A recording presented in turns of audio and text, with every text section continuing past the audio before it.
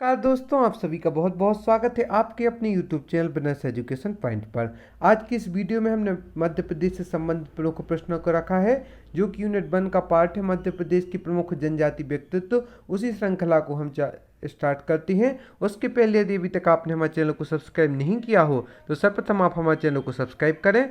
साथ ही साथ आप हमारी वीडियो को लाइक एवं शेयर भी कर सकते हैं। हम डिस्क्रिप्शन बॉक्स जाकर इंस्टा मौजू के लिंक से हमारी प्रारंभिक परीक्षा यूनिट 7, यूनिट 8, यूनिट 9, यूनिट 10 की PDF भी परचेस कर सकते हैं।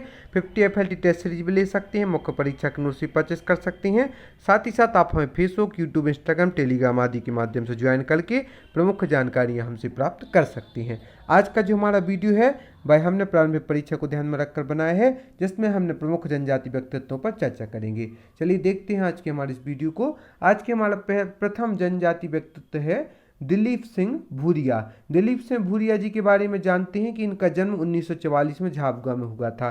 प्रमुख प्रश्न है कि दिलीप सिंह भूरिया जी का जन्म 1944 को झाबुआ में हुआ था। यदि मृत्यु के बारे में पूछा जाता है दोस्तों, तो इसका राइट आंसर को 2015 में दिलीप सिंह भूरिया जी की मृत्यु हुई थी। किस सरकार से संबंध रखते हैं, तो एक कांग्रेस सरकार से संबंध रखते हैं। तीन बातें स्पष्ट हो चुकी हैं कि दिलीप सिंह भूरिया जी का जन्म झाबुआ में हुआ था, सन 1944 में हुआ था, मृत्यु इनकी 2015 में हुई है और यह कांग्रेस सरकार से संबंध रखते थे। किस PM ने इन्हें लोकसभा में सचेतक बनाया था, तो श्रीमती इंदिरा गांधी, जो कि पूर्व प्रधानमंत्री रही हैं, उनने इन्हें सचेतक, लोकसभा में सचेतक बनाया था दिलीप सिंह जी भूरिया जी को। यह कितनी बार सांसद रहे हैं, तो यह 6 बार सांसद रहे। दिलीप सिंह जी भूरिया 6 बार सांसद रहे हैं। यह किन PM के समय राष्ट्रपति अनुसूचित जाति जनजाति आयोग के अध्यक्ष रहे हैं, तो इसका राइट आंसर है यह अटल जी के समय राष्ट्रीय अनुसूचित जाति जनजाति आयोग के अध्यक्ष रहे हैं दिलीप सिंह जी भूरिया। पेशा, पेशा जो होता है पेशा कानून किससे संबंधित है, यह भी एक प्रमुख प्रश्न है जो कि पूछा जा सकता है कि पेशा कानून किससे संबंधित है। जो पेशा कानून है वह आदिवासियों को सुरक्षा प्रदान करता है। तो इससे दो बातें स्पष्ट होती हैं कि पहला तो पेशा कानून आदिवासियों से संबंधित है, एवं दूसरा कि पेशा कानून जो है आदिवासियों को सुरक्षा प्रदान करता है। पेशा कानून कब आया, तो यह 1996 में आया है पेशा कानून, जो कि आदिवासियों को सुरक्षा प्रदान करता है। पेशा एक्ट लाने का श्रेय किसे जाता है, तो पेशा एक्ट लाने का श्रेय दिलीप सिंह जी भूरिया को जाता है। इनके नेतृत्व में कौन सी कमेटी बनाई गई है, दिलीप सिंह जी भूरिया के नेतृत्व में भूरिया समिति बनाई गई है। भूरिया समिति का कार्य क्या है, तो तेंदुपत्ता नीति बनाना भूरिया समिति का कार्य है। यह अखिल भारतीय सहकारी संघ के अध्यक्ष थे दिलीप सिंह जी भूरिया। बोफोर्स घोटाले के लिए बनी प्रारंभिक जांच समिति के सदस्य थे। पहली बार सांसद बने थे सन 1980 में। तो इनसे जुड़ी जो प्रमुख बातें हैं उनको हम एक बार और रिवीजन कर लेते हैं ताकि आपको लंबे समय तक याद रहे। दिलीप सिंह जी भूरिया का जन्म 1944 में मध्य प्रदेश के झाबुआ नामक स्थान पर हुआ था। मृत्यु इनकी 2015 में हुई है। किस सरकार से संबंध रखते थे, तो कांग्रेस सरकार से संबंध रखते थे। इंदिरा गांधी जी ने इन्हें लोकसभा में सचेतक बनाया था। कितनी बार सांसद रहे, तो 6 बार सांसद रहे हैं। यह किन PM के समय राष्ट्रीय अनुसूचित जाति जनजाति आयोग के अध्यक्ष रहे, तो अटल जी के समय राष्ट्रीय अनुसूचित जाति जनजाति आयोग के अध्यक्ष रहे दिलीप सिंह जी भूरिया। पेशा कानून जो है वह आदिवासियों को सुरक्षा प्रदान करता है। पेशा कानून कब आया, तो यह 1996 में आया है। पेशा एक्ट लाने का श्रेय दिलीप सिंह जी भूरिया को जाता है। इनके नेतृत्व में कौन सी कमेटी बनाई गई है, तो इनके नेतृत्व में भूरिया समिति बनाई गई है। भूरिया समिति का कार्य क्या है, तो तेंदुपत्ता नीति बनाना भूरिया समिति का प्रमुख रूप से कार्य है। यह अखिल भारतीय सहकारी संघ के अध्यक्ष भी थे दिलीप सिंह जी भूरिया। बोफोर्स घोटाले के लिए बनी प्रारंभिक जांच समिति के सदस्य थे एवं पहली बार सांसद बने थे 1980 में और 6 बार सांसद के पद पर आसीन रहे हैं। यहाँ पर आपको जानकारी दे दें कि हमारे जो नोट्स हैं वह हैंड रिटन से टॉपर्स के द्वारा बनाए गए हैं। हमने संपूर्ण सिलेबस को कवर करने का उसमें प्रयास किया है। प्रमुख पुस्तकों से भी हमने उसमें संग्रहित किया है अपने नोट्सों में। तो आप जल्दी जल्दी हमारे नोट्स से परचेस कर लें ताकि आप अपनी सफलता को घर बैठे प्राप्त कर सकें हमारी नोट्स एवं वीडियो के माध्यम से। अब दूसरा जो प्रमुख व्यक्तित्व है कांतिलाल भूरिया। कांतिलाल भूरिया के बारे में भी जानेंगे। इनका जन्म 1 जून 1950 को झाबुआ में हुआ था।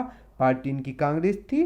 किस सरकार में उपभोक्ता एवं खाद्य और सार्वजनिक वितरण मंत्रालय में कैबिनेट मंत्री रहे हैं, तो पूर्व प्रधानमंत्री श्री मनमोहन जी की सरकार में उपभोक्ता एवं खाद्य और सार्वजनिक वितरण मंत्रालय में कैबिनेट मंत्री रहे हैं कांतिलाल जी भूरिया जी। श्री मनसू ओझा जी के बारे में जानेंगे। इनका जन्म ग्राम राताभारी में हुआ था। इनकी जाति गौंड है। स्वतंत्रता संग्राम में इन्होंने कहाँ से नेतृत्व किया था? तो मध्य प्रदेश के बैतूल से स्वतंत्रता संग्राम में श्री मनसू ओझा जी के द्वारा नेतृत्व किया गया था। भारत छोड़ो आंदोलन में सक्रिय भूमिका निभाई है इन्होंने, श्री मनसू ओझा जी ने। नेतृत्व क्षेत्र ग्राम घोड़ा डोंगरी बैतूल इनका रहा है। इसके बाद का जो महत्वपूर्ण प्रश्न है वह है जंगगढ़ सिंह श्याम। इनका जन्म डिंडोरी जिले के पाटनगढ़ गांव में हुआ था। आज हम जो भी व्यक्तित्व पढ़ रहे हैं उन्हें आपको याद रखना जरूरी है, क्योंकि इनसे एक न एक प्रश्न आने की प्रायिकता ज़्यादा है। इसलिए देखते हैं, जन्म जंगगढ़ जी श्याम का जन्म डिंडोरी जिले के पाटनगढ़ गांव में हुआ है। और कब? तो 1962 में इनका जन्म डिंडोरी जिले के पाटनगढ़ गांव में हुआ था। प्रसिद्धि है, यह पेशेवर कलाकार हैं। इन्होंने कला के कौन से स्कूल का निर्माण किया है? तो इन्होंने कला का जो प्रमुख स्कूल है जंगल कलाम, उसका निर्माण किया है। इनके चित्रों का उद्घाटन कहाँ हुआ? तो इनके चित्रों का जो उद्घाटन है भारत भवन की प्रदर्शनी में 1982 में हुआ था।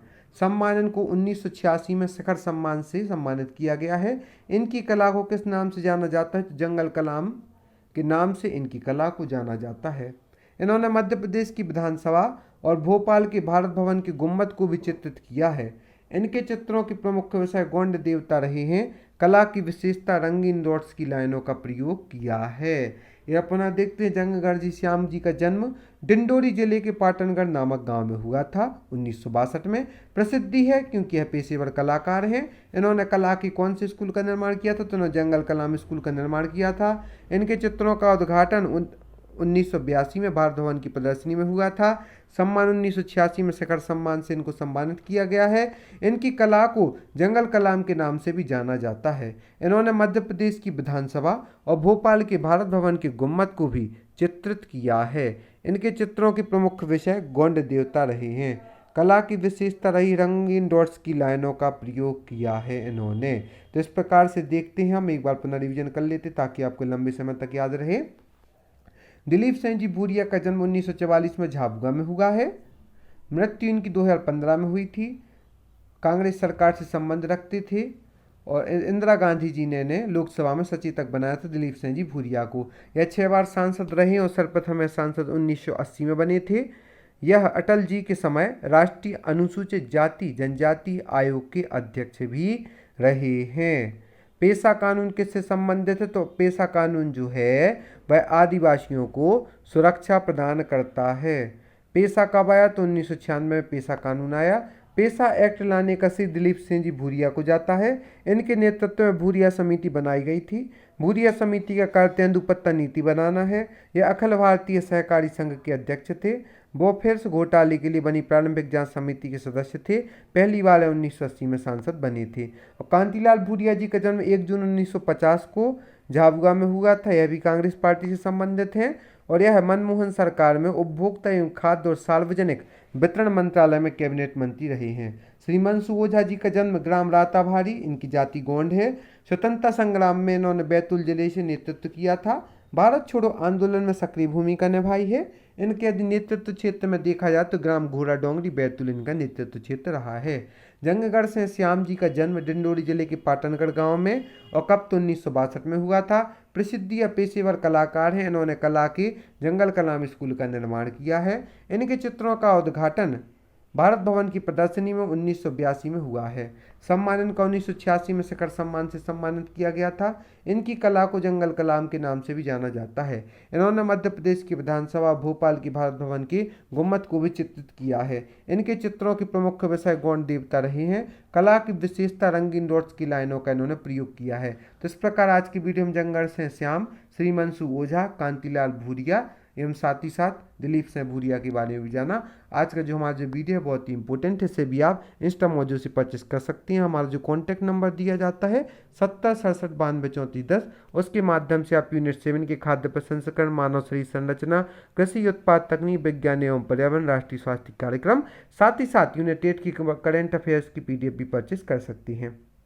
एवं यूनिट 9 में साइबर सुरक्षा, artificial intelligence, e commerce, cyber सुरक्षा, सोशल नेटवर्किंग, साइड इलेक्ट्रॉनिक प्रौद्योगिकी आदि की PDF भी आप हमसे परचेस कर सकती हैं। यूनिट 10 आयोग की PDF भी परचेस कर सकते। 50 FLT टेस्ट है जिसमें आपके पास 5000 प्रश्नों का समावेश हो जाएगा, उसे भी आप प्राप्त कर सकती हैं। डिस्क्रिप्शन बॉक्स जाकर इंस्टामोजो की लिंक से या हमारे कॉन्टैक्ट नंबर से भी आप उसे परचेस कर सकती हैं। आप सभी का बहुत बहुत धन्यवाद हमारे इस वीडियो को देखने के लिए। हम आशा करते हैं आगे भी आप हमारे साथ यूं ही जुड़े रहेंगे।